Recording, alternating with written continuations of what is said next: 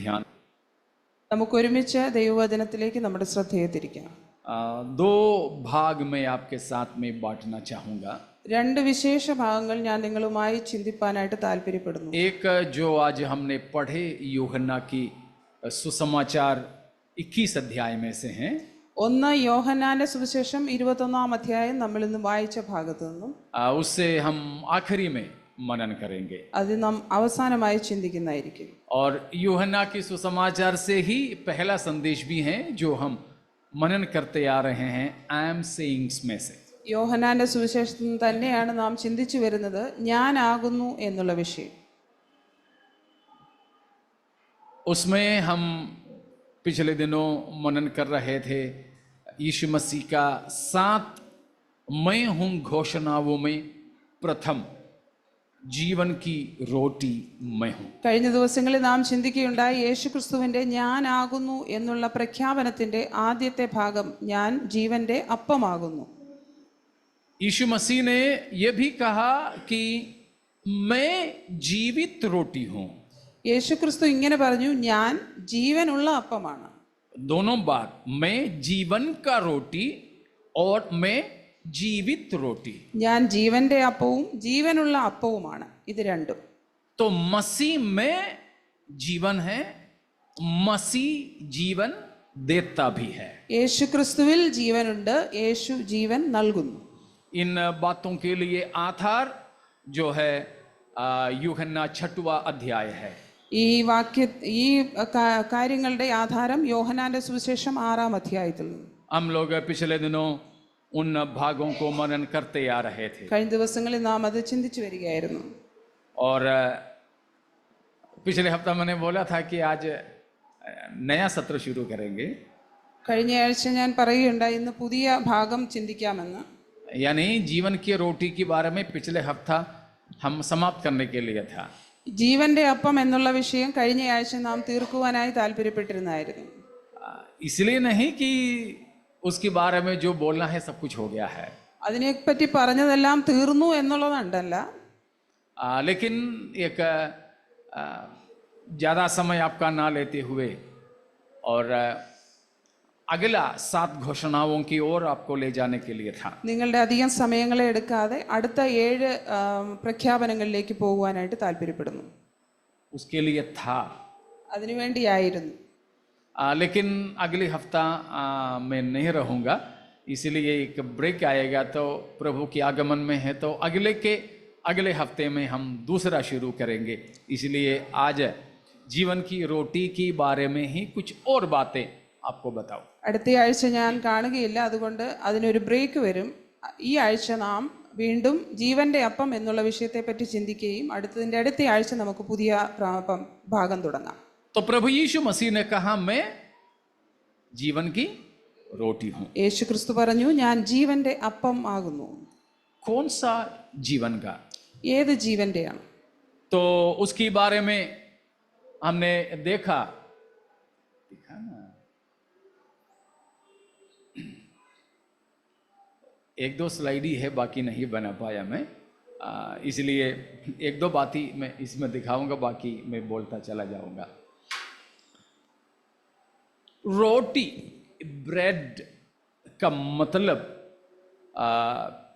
जो है हम जानते हैं जीवन का एक मूल है. खास तौर पर जो जीवन है उसको सस्टेन करने के लिए, उसको बनाए रखने की माध्यम है. അപ്പം എന്നുള്ളത് ജീവൻ നിലനിർത്തുവാനുള്ളൊരു മാധ്യമമാണ്. खास तौर पर इस शारीरिक जीवन को, പ്രത്യേകിച്ച് ഈ ശാരീരിക ജീവിതത്തിൽ.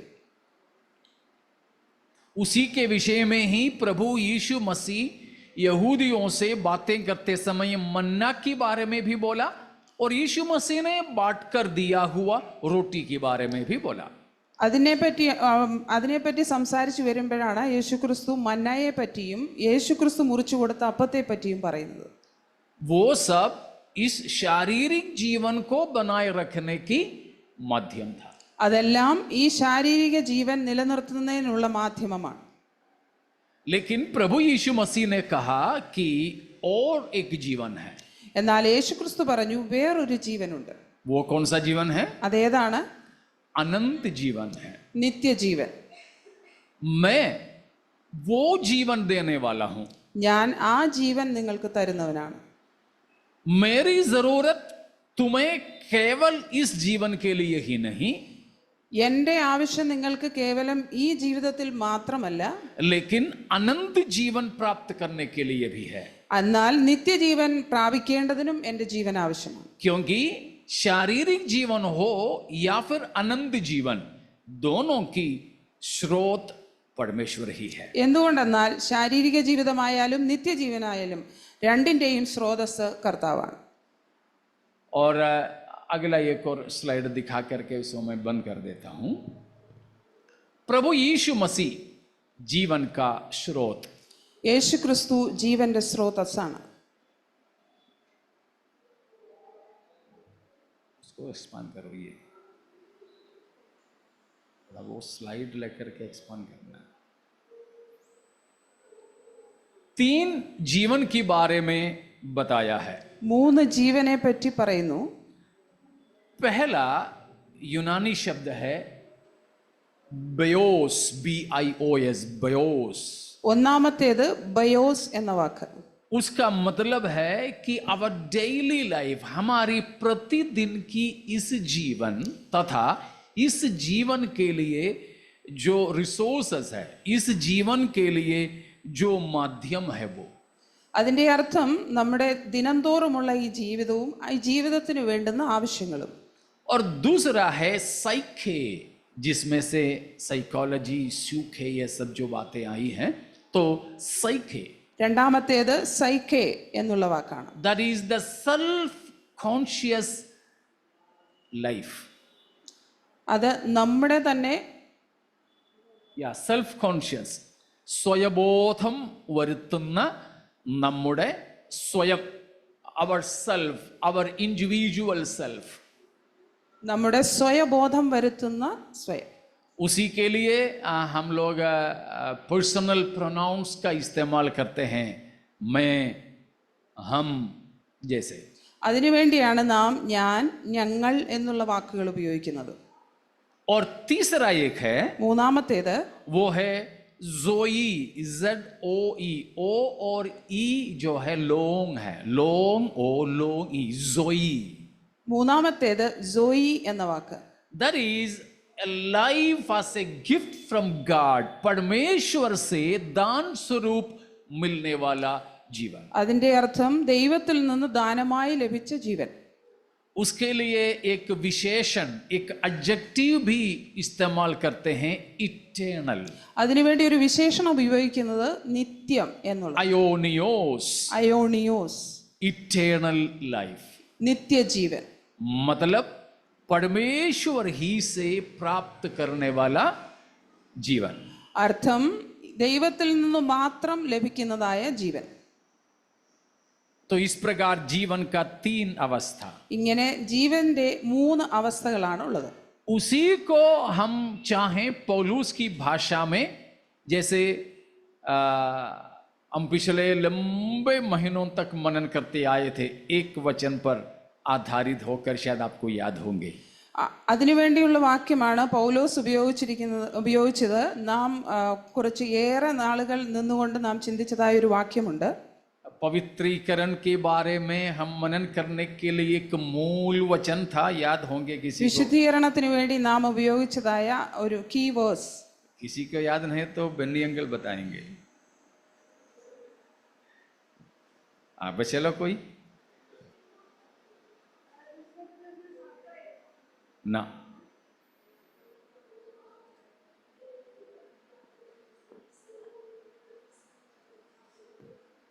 जॉन सब वहीं छोड़ के आ गए. ഓർമ്മയുണ്ടോ? 1 Thessalonians 5:23. 1 തെസ്സലോനിക്കർ 5:23. या ले लिया तो पढ़ लो, नहीं तो मैं बोल दूंगा.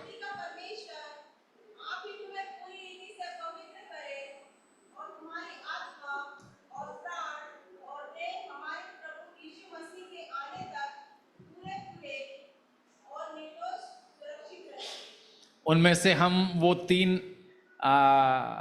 चीज ही लेते हैं, बाकी कुछ वहां से फिलहाल नहीं लेंगे। कि पौलुस वहां कहता है तुम्हारे आत्मा, प्राण और देह। പൗലോസ് ഇവിടെ പറയുന്നത് നിങ്ങളുടെ ആത്മാവും പ്രാണനും ദേഹവും. उस आत्मा, ആ ആത്മാവ് उसी के लिए यहां पर हम इस्तेमाल कर सकते हैं जो जोई, परमेश्वर की तरफ से मिलने वाला, और उसी के साथ में हम इटर्नल लाइफ, अनंत जीवन को जोड़ सकते हैं. സോയി എന്നുള്ള വാക്ക് നമുക്ക് ഇതുമായിട്ട് യോജിപ്പിക്കുവാൻ കഴിയും. ദൈവത്തിൽ നിന്ന് ലഭിക്കുന്ന ജീവൻ അഥവാ നിത്യജീവൻ എന്നുള്ളത്. और हमारे प्राण वही है यहाँ की സൈഖേ. നമ്മുടെ പ്രാണനെ ഇവിടെ നാം ഉപയോഗിച്ചിരിക്കുന്ന വാക്ക് സൈക്കേ എന്നുള്ളത്. और बयोस जो शारीरिक जीवन. ബയോസ് എന്ന വാക്ക് നമ്മുടെ ശാരീരിക ജീവൻ. इन तीनों से क्या होता है? ഈ മൂന്ന് കൊണ്ട് എന്താണ് സംഭവിക്കുന്നത്? हमारे शारीरिक जीवन से we become identical with the circumstances we live in. हम जो जी रहे हैं वातावरण से हमारी संपर्क इस शरीर या शारीरिक जीवन से होता है. നാം ജീവിക്കുന്ന പ്രകൃതിയുമായി ഇണങ്ങുന്നത് ഈ ശരീരമാണ്. इस चारों ओर की बातों से हमारी संपर्क और पहचान शरीर के द्वारा होता है. നമ്മുടെ ചുറ്റുപാട് നടക്കുന്ന കാര്യങ്ങളുടെ എല്ലാമായി സമ്പർക്കപ്പെടുന്നത് നമ്മുടെ ശരീരമാണ്. लेकिन हमारे मन जो साधारण तौर पर कहते हैं वो क्या है? എന്നാൽ നാം സാധാരണയായി പറയുന്ന നമ്മുടെ മനസ്സ് അതെന്താണ്? That is self conscious life. हम कौन हैं, खुद की स्वयं का पहचान उसी में से आता है. സ്വയം നാം ആരാണെന്നുള്ളത് വ്യക്തമായ തെളിവ് അതിൽ നിന്നാണ് വരുന്നത്. The seat of emotions, will and so on. जो हमारी इच्छा, हमारी भावना, ये सारी चीजें जहां रहते हैं वो है हमारे मन. നമ്മുടെ ഇഷ്ടങ്ങളും നിരൂപണങ്ങളും ചിന്തകളും എല്ലാം നമ്മുടെ മനസ്സിൽ നിന്നാണ് വരുന്നത്. उसी में से हम पहचानते हैं मैं कौन हूं. അതിൽ നിന്നാണ് നാം ആരാണെന്ന് നാം തിരിച്ചറിയുന്നത്. Self conscious individual life. വ്യക്തിപരമായ നമ്മുടെ ഭാവനകളിൽ ജീവിക്കുന്ന നാം. वो दोनों लेकिन हमें फिलहाल नहीं चाहिए. मैं जीवन की रोटी यीशु मसीह बोलने का मतलब केवल पहला और दूसरी बातों के लिए नहीं, परंतु तीसरी बात के लिए है.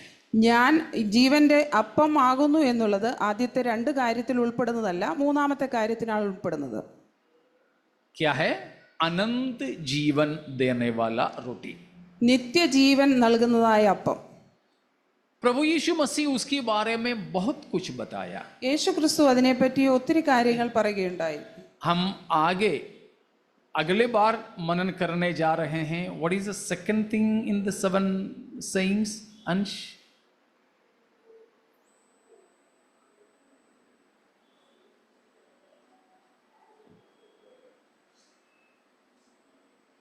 भूल गया?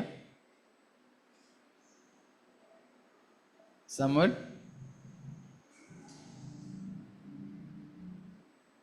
आई एम सेइंग्स में दूसरा क्या है? पहला जीवन की रोटी में हूं, दूसरा आई एम द, पिलाऊंगा मैं. रूफस, रोहन ढूंढ लिया ना? I am the light of the world. मैं ज्योति हूं. ഞാൻ ലോകത്തിന്റെ വെളിച്ചമാകുന്നു എന്നുള്ളത്. उसी में भी हम इस बात को लेंगे. അതിലും നാം ഈ കാര്യം ചിന്തിക്കും. मतलब life and light are so correlated as per the 4th gospel. चौथा सुसमाचार के अनुसार लाइफ, जीवन, और लाइट, ज्योति, दोनों बहुत ही जुड़ी हुई है. നാലാമത്തെ സുവിശേഷത്തെ അടിസ്ഥാനപ്പെടുത്തി വെളിച്ചവും ജീവനും രണ്ടും ഒരുപോലെ ചേർന്നിരിക്കുന്ന ഒന്നാണ്. पहला अध्याय से लेकर हम उस बात को देख सकते हैं. ഒന്നാമത്തെ അധ്യായം മുതൽ നമുക്ക് ആ കാര്യം കാണുവാൻ കഴിയും. 1:4, 1:4.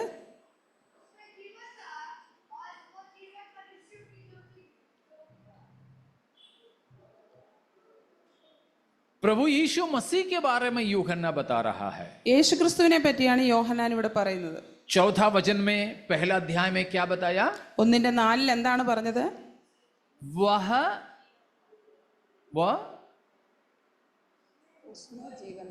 उसमें जीवन था और वो जीवन क्या था? देखा, ज्योति और जीवन दोनों जुड़ा है. അവനിൽ ജീവൻ ഉണ്ടായിരുന്നു, ജീവൻ മനുഷ്യരുടെ വെളിച്ചമായിരുന്നു, വെളിച്ചവും ജീവനും രണ്ടും കൂടെ ചേർന്നിരിക്കുന്നതായി ഇവിടെ കാണാം. यहां जो जीवन बताया है उसका ये मतलब है कि जगत की ज्योति प्रभु यीशु मसीह जिसमें जीवन था वही ये सारे क्रिएटेड लाइफ का स्रोत है, ये बनाई गई दुनिया का मूल है. ലോകത്തിന്റെ വെളിച്ചമായ യേശുക്രിസ്തു നൽകുന്നതായ ജീവൻ,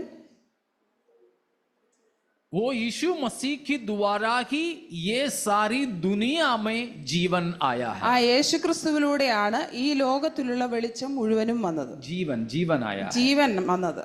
That means the very life of the creation. എന്ന് പറഞ്ഞാൽ സൃഷ്ടിയുടെ ജീവൻ. या सारी सृष्टि को जान किसने दिया? मसीह ने दिया. എല്ലാ സൃഷ്ടിക്കും ജീവൻ ആരാണ് നൽകുന്നത്? ക്രിസ്തു. കാരണം वो ही जीवन है. എന്തുകൊണ്ടെന്നാൽ അവൻ മാത്രമാണ് ജീവൻ. तो उसके बारे में ऐसे बोलते बोलते नीचे को आते समय है हम जीवन और ज्योति को जोड़कर देख सकेंगे. അതിനെപ്പറ്റി നാം താഴോട്ട് ചിന്തിക്കുമ്പോഴാണ് ജീവനെയും വെളിച്ചത്തെയും പറ്റി ചേർത്തുകൊണ്ട് ചിന്തിക്കുന്നത്. वो हम अगली बार प्रभु चाहें तो देखेंगे. അടുത്ത പ്രാവശ്യം നമുക്ക് അതിനെപ്പറ്റി ചിന്തിക്കാം. लेकिन आज मैं इतना बोलकर समाप्त करूं, यीशु मसीह जो जीवन की रोटी बनकर हमें जीवन देता है उसी के बारे में. യേശുക്രിസ്തു ജീവന്റെ അപ്പമായി നമുക്ക് ജീവൻ നൽകുന്നതിനെ പറ്റി നമുക്ക് ഇന്ന് പകൽ ചിന്തിക്കാം. हमें अनंत जीवन प्राप्त होता है. നമുക്ക് നിത്യജീവൻ ലഭിക്കും. परमेश्वर ने मनुष्य को समय के लिए नहीं परंतु अनंतता के लिए बनाया था. ദൈവം മനുഷ്യനെ സമയത്തിന് വേണ്ടിയല്ല നിത്യതയ്ക്ക് വേണ്ടിയാണ് സൃഷ്ടിച്ചിരിക്കുന്നത്. Yes, we are created not for time but for eternity. നാം സമയത്തിന് വേണ്ടി സൃഷ്ടിക്കപ്പെട്ടവരല്ല, നിത്യതയ്ക്ക് വേണ്ടി സൃഷ്ടിക്കപ്പെട്ടവരാണ്. We are not created for some space but again for eternity with God. हम ऐसा किसी स्थान या जगह के लिए नहीं, परमेश्वर के साथ की अनंतता के लिए बनाए गए हैं. നാം ഏതെങ്കിലും ഒരു സ്ഥലത്തിന് വേണ്ടി നിർമ്മിക്കപ്പെട്ടതല്ല, കർത്താവിനോടൊത്തുള്ള നിത്യതയ്ക്ക് വേണ്ടി സൃഷ്ടിക്കപ്പെട്ടവരാണ്. लेकिन पाप के द्वारा उस अवस्था को भंग कर दिया गया. എന്നാൽ പാപം ചെയ്ത് ആ അവസ്ഥയിൽ നിന്നും മനുഷ്യൻ വഞ്ചിതരായി. मृत्यु मनुष्य में प्रवेश हुआ. മരണം മനുഷ്യനിൽ വന്നു. कितने मृत्यु? എത്ര മരണം? 3. 3. कौन कौन से? ഏതൊക്കെയാണ്? आत्मिक मृत्यु, ആത്മീയ മരണം. दूसरा രണ്ടാമത്തേത് शारीरिक मृत्यु, ശാരീരിക മരണം. तीसरा മൂന്നാമത്തേത് अनंत मृत्यु. അനന്തമരണം, നിത്യമരണം. क्या है आत्मिक मृत्यु? ആത്മീയ മരണം എന്താണ്?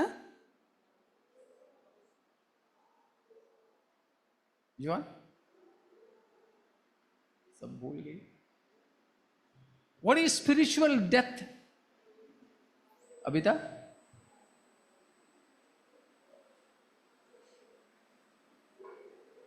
Aaron? Separation from God eternal, the very source of life, जीवन का स्रोत सनातन परमेश्वर से अलग होना ही आत्मिक मृत्यु है. ജീവന്റെ സ്രോതാവായ സനാതനനായ ദൈവത്തിൽ നിന്ന് അകന്നു പോകുന്നതാണ് ആത്മീയ മരണം. ശ്രോതാവല്ല, സ്രോതസ്. ശ്രോതാവ് എന്ന് പറഞ്ഞാൽ ഹിയറർ എന്നേ. ഓ, കേൾക്കുന്നവരെന്നേ ഉള്ളൂ. इफिसियों 5 का 17-18 को पढ़िए. എഫേസ്യർ 5:17-18. जवान आप पढ़िए. 5:17-18.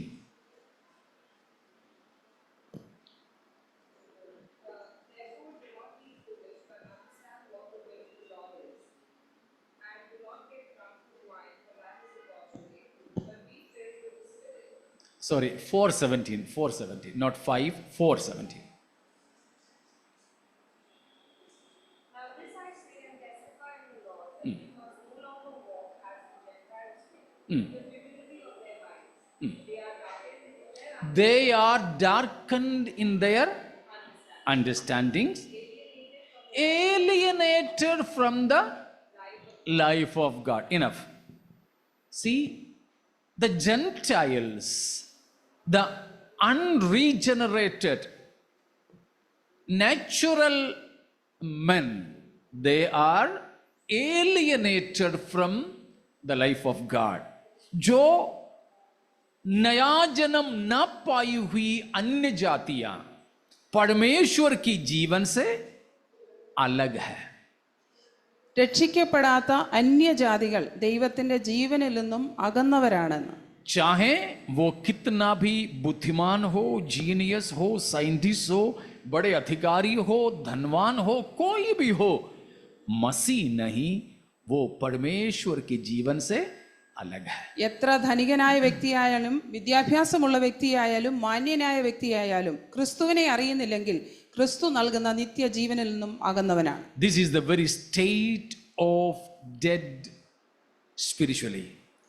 ഇതാണ് ആത്മീയ മരണം എന്ന് പറയുന്നതിന്റെ യഥാർത്ഥ അവസ്ഥ. हम लोग भी सब इस मृत्यु में थे.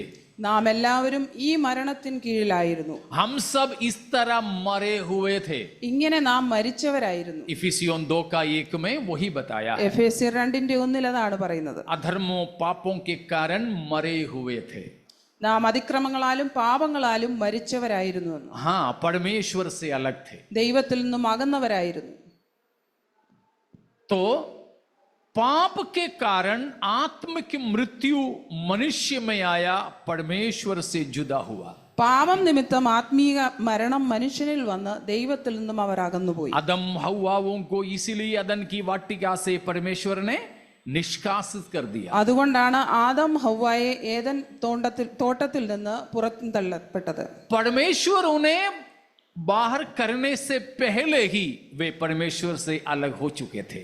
ദൈവം അവരെ തോട്ടത്തിൽ നിന്ന് പുറത്താക്കുന്നതിന് മുമ്പേ അവർ ദൈവത്തിൽ നിന്നും അകന്നുപോയിരുന്നു. इसीलिए परमेश्वर की वाणी सुनकर के वे दौड़ गए, भाग गए. അതുകൊണ്ടാണ് ദൈവത്തിന്റെ ശബ്ദം കേട്ടിട്ട് അവർ ഓടിപ്പോയത്.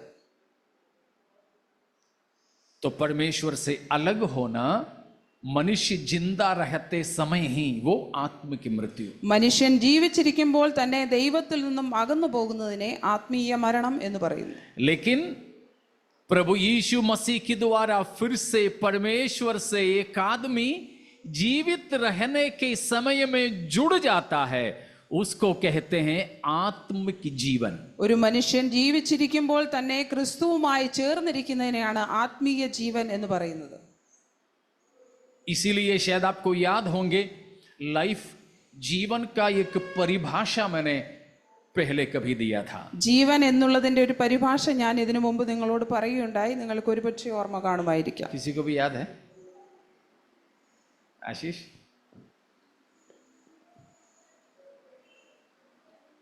कृपा, विजन, ढूंढ रहे हो? Life means conscious existence in communion with God. Conscious existence in communion with God is what is life. जीवन का मतलब, विशेषकर आत्मिक जीवन का मतलब है कि परमेश्वर के साथ होश में जुड़े रहने की, संगति रखने की अवस्था. സുബോധത്തോടെ ദൈവവുമായി ചേർന്നിരുന്ന് കൂട്ടായ്മ ആചരിക്കുന്നതിനാണ് ആത്മീയ ജീവൻ എന്ന് പറയുന്നത്. समझ में आया ना? Conscious existence in fellowship with, in communion with God. हम होश में हैं, हम जिंदे हैं, तभी परमेश्वर के साथ जुड़े रहते हैं. നാം സുബോധത്തോടും ജീവനോടും ഇരിക്കുമ്പോൾ ദൈവത്തോട് ചേർന്നിരിക്കുന്നു. समझ में आया ना? उसका उल्टा डेथ है, मृत्यु है. അതിന്റെ നേരെ എതിരാണ് മരണം എന്നുള്ളത്. क्या है? എന്താണ്? Conscious existence in separation from God. conscious existence in separation from God. परमेश्वर से जानबूझकर या होश में रहते समय ही अलग रहना मृत्यु है. സുബോധത്തോടെ നാം ഇരിക്കുന്ന സമയത്ത് തന്നെ ദൈവത്തിൽ നിന്നും അകന്ന് ജീവിക്കുന്നതിനെയാണ് മരണം എന്ന് പറയുന്നത്. लेकिन प्रभु यीशु मसीह ने कहा, मैं जीवन की रोटी होकर मैं कौन हूं? पाप की द्वारा परमेश्वर की संगति नष्ट हुआ तुमको दोबारा परमेश्वर के साथ जोड़कर तुम्हें जीवन, हाँ, आत्मिक और आनंद जीवन देने वाला हूं. ഞാൻ ജീവന്റെ അപ്പമാകുന്നു എന്ന് യേശുക്രിസ്തു പറഞ്ഞതിന്റെ അർത്ഥം ആത്മീയമായി സുബോധത്തോടെ കർത്താവുമായി ചേർന്നിരുന്ന് അവനോട് ചേർന്നിരിക്കുന്ന കൂട്ടായ്മ ആചരിക്കുന്ന അവസ്ഥയാണ്. यीशु मसीह जीवन का रोटी है बोलने का मतलब पाप के कारण परमेश्वर से दूर हुए मानव जाति को परमेश्वर से फिर से जोड़कर जीवन देने वाला मैं हूं. പാപം ചെയ്ത് ദൈവത്തിൽ നിന്നും അകന്നതായ മനുഷ്യനെ യേശുക്രിസ്തുവിലൂടെ കൂട്ടായി ചേർക്കുന്ന പാപം ചെയ്ത് ദൈവത്തിൽ നിന്നും അകന്നുപോയ മനുഷ്യനെ ദൈവത്തിങ്കിലേക്ക് തിരികെ കൊണ്ടുവന്ന് കൂട്ടായ്മ നൽകി ജീവൻ പകരുന്ന അപ്പം ഞാനാണെന്നാണ് യേശു പ്രഖ്യാപിച്ചത്. Praise God. उसके लिए दूसरा कोई जरिया नहीं है. ജീവൻ തരുവാൻ വേറെ ഒരു മാർഗവുമില്ല. हमारे जिंदगी में सबसे बड़ी जरूरत है जीवन की सोता परमेश्वर से हम जुड़ जाएं. ജീവന്റെ സ്രോതസ്സായ ക്രിസ്തുവുമായി ചേർന്നിരിക്കുക എന്നുള്ളതാണ് നമ്മുടെ ജീവിതത്തിലുള്ള ഏറ്റവും വലിയ ആവശ്യം. जब हम पापी थे तब we were lost to God. परमेश्वर के लिए हम खोए हुए थे. നാം പാപിയായിരുന്നപ്പോൾ ദൈവത്തിൽ നിന്നും അകന്നവരായിരുന്നു. We were separated from God. परमेश्वर से दूर थे. ദൈവത്തിൽ നിന്നും നാം വളരെ ദൂരെയായിരുന്നു. परमेश्वर के साथ हम जुड़ ही नहीं सकते थे. ദൈവവുമായി ചേർന്നിരിക്കുവാൻ നമുക്ക് കഴിയില്ലായിരുന്നു. समझ में आ रहा ना? लेकिन प्रभु यीशु मसीह ने कहा, तुमको जीवन की सोता परमेश्वर से जोड़ने वाला मैं ही हूं. എന്നാൽ യേശുക്രിസ്തു പറഞ്ഞു, നിങ്ങളെ ജീവന്റെ സ്രോതസ്സായ കർത്താവുമായി യോജിപ്പിക്കുന്ന അപ്പം ഞാനാകുന്നു. हालेलुया. तो प्यारों, उसके लिए हमने देखा Jesus the very person, he himself is the source of eternal life. Yeshu Masih स्वयं अनंत जीवन का स्रोत है. യേശുക്രിസ്തു സ്വയം നിത്യജീവന്റെ സ്രോതസ്സാണ്. और दूसरा, his crucifixion is the very central to the giving of eternal life. Yeshu Masih की क्रूस की मृत्यु ही है मानव जाति को अनंत जीवन देने वाला सबसे मुख्य मुद्दा. യേശുക്രിസ്തുവിന്റെ ക്രൂശ് മരണമാണ് മനുഷ്യന് വേണ്ടി നിത്യജീവൻ നൽകുന്നതിനുള്ള ഏറ്റവും വലിയ ആധാരം. समझ में आ रहा ना? Praise God. प्रभु ये सारी सृष्टि अपना मुख की वचन से बनाया. തന്റെ ഒരു വാക്കിനാൽ സകലത്തെയും സൃഷ്ടിച്ച ദൈവം हो कहा तो सब हो गया. ഉണ്ടാകട്ടെ എന്ന് പറഞ്ഞപ്പോൾ സകലതും ഉണ്ടായി. सबसे पहले प्रभु ने क्या बनाया था? ആദ്യമായിട്ട് എന്താണ് ദൈവം സൃഷ്ടിച്ചത്? हो बोल करके, जो उत्पत्ति 1 के अनुसार ഉണ്ടാകട്ടെ എന്ന് പറഞ്ഞുകൊണ്ട് ഉൽപ്പത്തി 1 അടിസ്ഥാനത്തിൽ പറഞ്ഞ ആദ്യത്തെ സൃഷ്ടി എന്താണ്?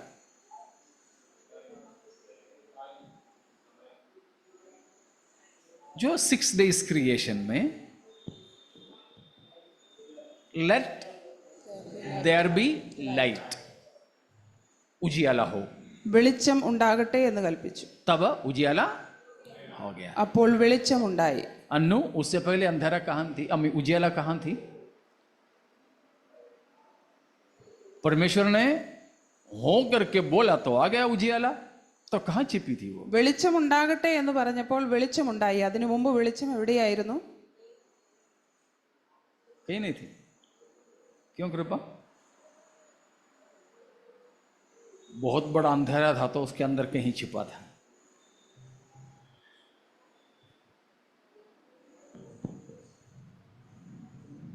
That is different. कहां था? मालूम नहीं कि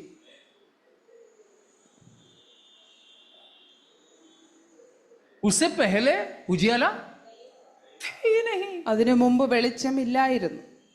क्योंकि शून्य से नथिंगनेस, शून्य से परमेश्वर ने इन सबको अस्तित्व में बुलाकर खड़ा कर दिया. ഒന്നുമില്ലായ്മയിൽ നിന്നാണ് ഇതിനെ എല്ലാം അസ്തിത്വത്തിലേക്ക് കൊണ്ടുവന്ന് നിർത്തിയത് ദൈവം. पौलुस रोमियो 4 अध्याय में वो बात को बताता है. റോമാലേഖന 4-ാം അധ്യായത്തിൽ പൗലോസ് അതിനെ പറ്റി പറയുന്നുണ്ട്.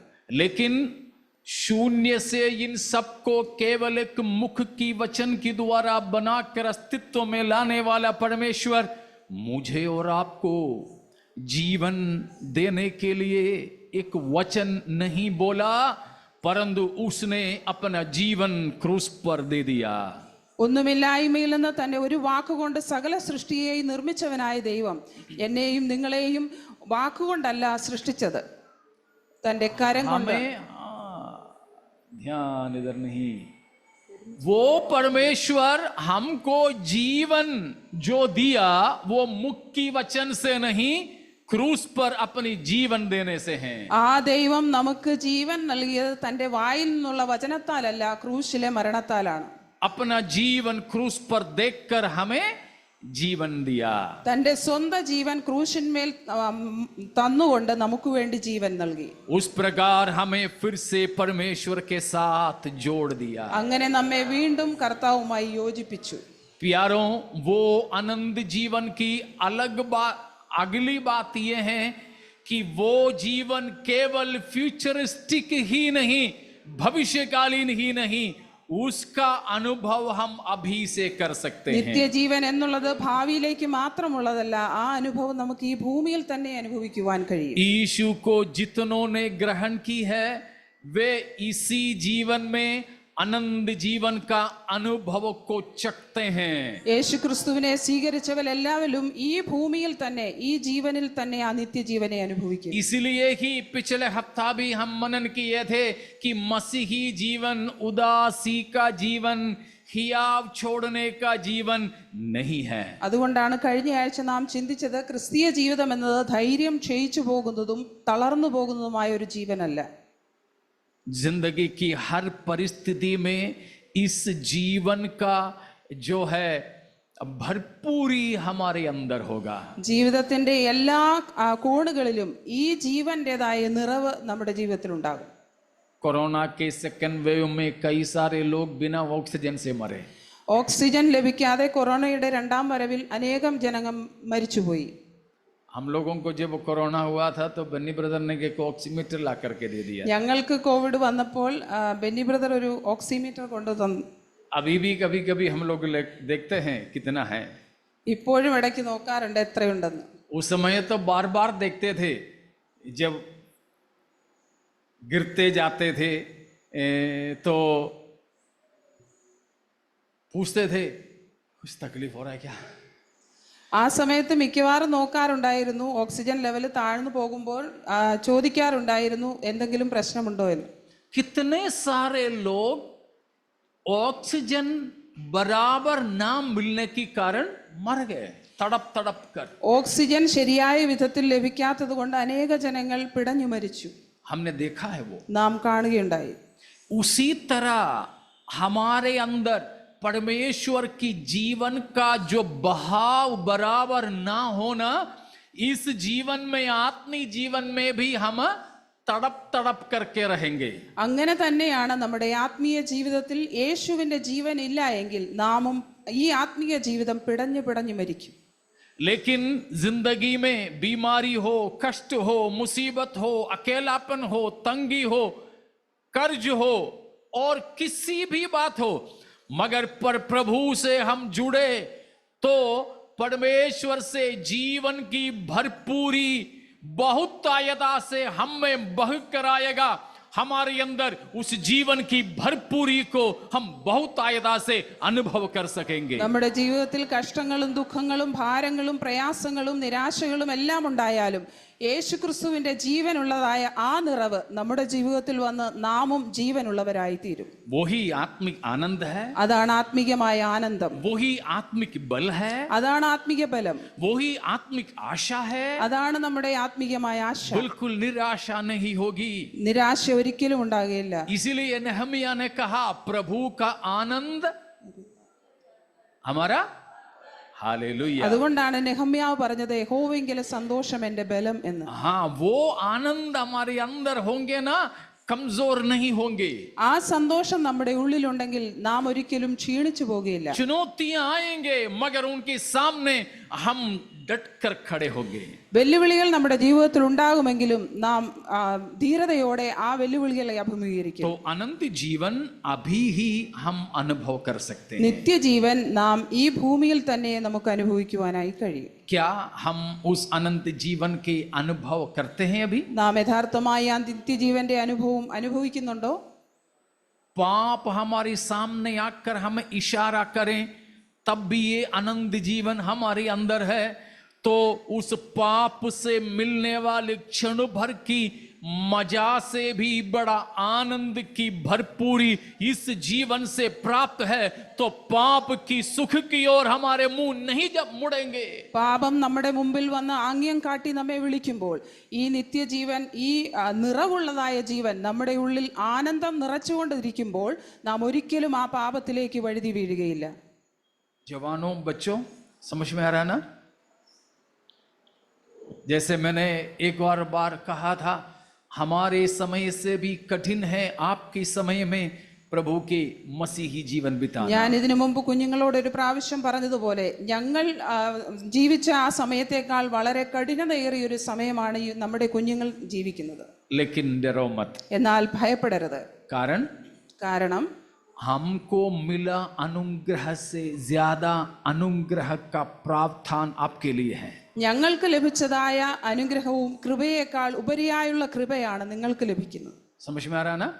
हम लोगों को जो आजमाइशें थे उससे ज्यादा आजमाइशें आपको है, तो हमको मिली अनुग्रह से भी ज्यादा मात्रा में अनुग्रह आपके लिए है. ഞങ്ങൾക്കുണ്ടായ പരീക്ഷണങ്ങളെക്കാൾ ഉപരിയായുള്ള പരീക്ഷണങ്ങളാണ് നിങ്ങളുടെ ജീവിതത്തിൽ ഉള്ളത് എങ്കിൽ ഞങ്ങൾക്ക് ലഭിച്ച കൃപയേക്കാൾ വലിയ കൃപയാണ് നിങ്ങൾക്ക് ലഭിക്കുന്നത്.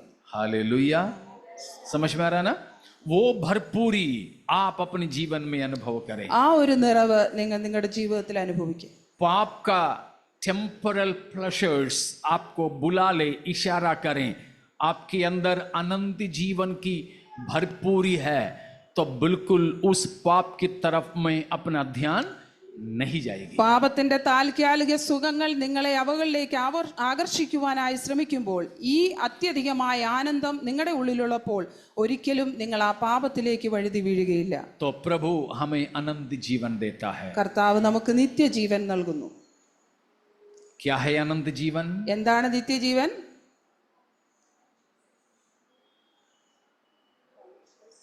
Praise God. उसका एक परिभाषा मसीह ने दिया. അതിന്റെ ഒരു വ്യാഖ്യാനം ക്രിസ്തു പറയുകയുണ്ടായി. अपने महायाजकीय प्रार्थना में. മഹാപുരോഹിത പ്രാർത്ഥനയിൽ. Where is it? Okay, verse 3. यूहन्ना 17:3. യോഹന്നാൻ 17:3.